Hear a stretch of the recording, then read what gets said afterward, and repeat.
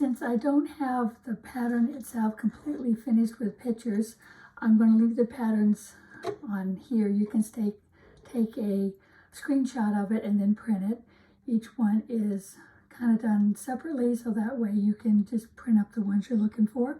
The first one is called a silver dollar. And as you can see, it's the cutest little shape. It looks like little silver dollars.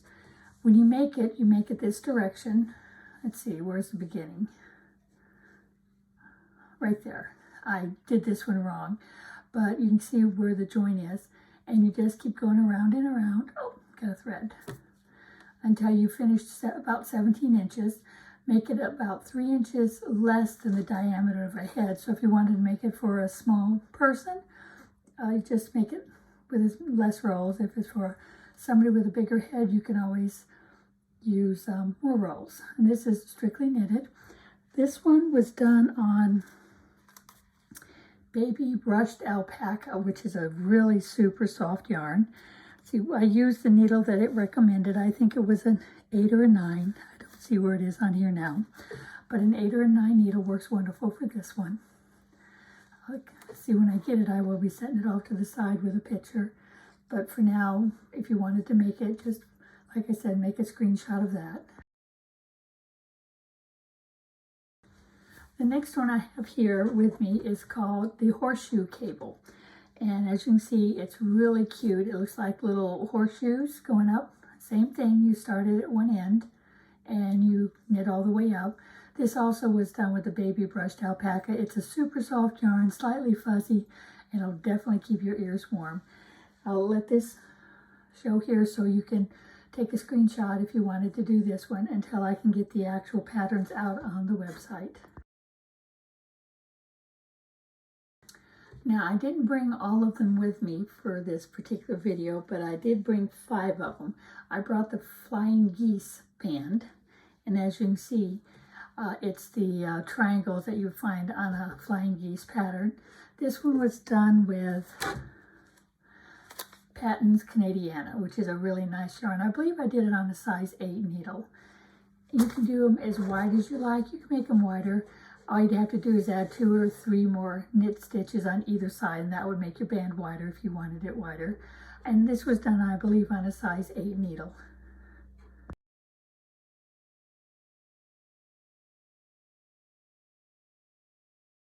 The mock rib is one of the easiest patterns to do. It's only 2 rolls, and it can be worn either direction. It can be worn this way, which almost looks like a rib stitch, or you can turn it inside out and consider this the front, which almost looks like a seed stitch. But both ways work. It's real simple. The first row is straight knit. The second row is knit 1, purl 1, repeat across, and go back and do row 1 and do the same thing. Repeat this over and over again for 17 inches, bind off, and then you sew it together. And I sewed mine right there. I really should have sewed it a little nicer, but it's on the back and it's under your hair, so it really wouldn't show. But there's the mock rib one. The other one I brought was a very basic one. This is just strictly garter stitch. I call it fuzzy yarns one because you do it with a fuzzy yarn. So even though you do the knit stitch, which looks like this, because it's fuzzy, you really can't see it. This one was done with boofle. I got plenty of this at my store, or any other type of fuzzy yarn that you could find. You can use one that's really fuzzy and furry, and that way you really won't be able to see the stitches either. This is fun fur. It's hard to find. There is a little bit still left out there. There's funky fur, and there's many other places that do have an eyelash yarn. You just have to Google it, and hopefully you can find something that'll work. And like I said, it doesn't have to be super fuzzy like this. It can be this one, which is, where'd it go?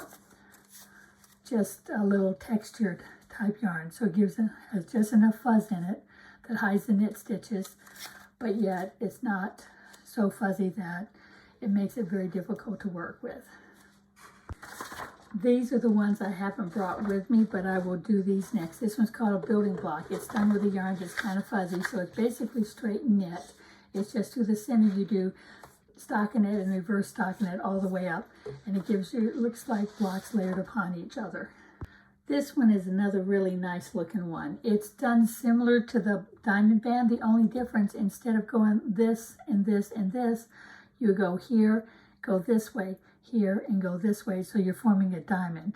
That one I'll bring and do the next video. Here is the actual pattern if you wanted to take a screenshot of it so you can start working on one.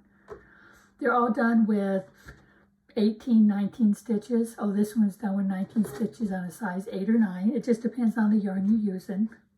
This is one that I really enjoyed making. I call it alligator back because as you're working with it, you only have 2 rows. One row here, and one row here that stands up because you're doing a knit 2, purl 2 all the way across. So it gives you like a rib, but yet when you do this row here where you do your single cable, it's where you only use 2 stitches to do the cable, and you do it 3 different times. So by the time you're done, you have these 3 ridges going up the back of the front of your yarn. It's really, really easy to do. I tell you how to do it. I use cable stitch. No, I don't use a cable stitch holder. I just use my 2 knitting needles, and I'll tell you how to knit in the back of the second stitch on the left hand needle and leave it on the needle. Then rotate your right hand needle around so you can knit in the front of the first stitch that is still left on the needle. Then you slide them both off. When I get ready to make this one, I'll show you how it's done. It's really cute and clever, but these 3 will be on my next video. I forgot to say this one that I did, the mock rib, it was done on the Caron Simply Soft. I found this works great for all of the different ones I did. I will bring them with me tomorrow and I will show you all the other ones that I've made that I've used this yarn on. So I've got the Caron, and I've used Canadian Patents. I've used the Bufo to make the one that's really fuzzy with all different colors on it. And my favorite, the Baby Brushed Alpaca. So these are the ones that you can get started on. They only take a couple hours to make, so you should be able to make them up in an evening. It doesn't take a lot of yarn, about 50 to 55 yards. It comes out to about 22 grams. So you may have scrap yarn laying around that you could very easily whip one of these things up this evening and put it in a stocking for one of your girls.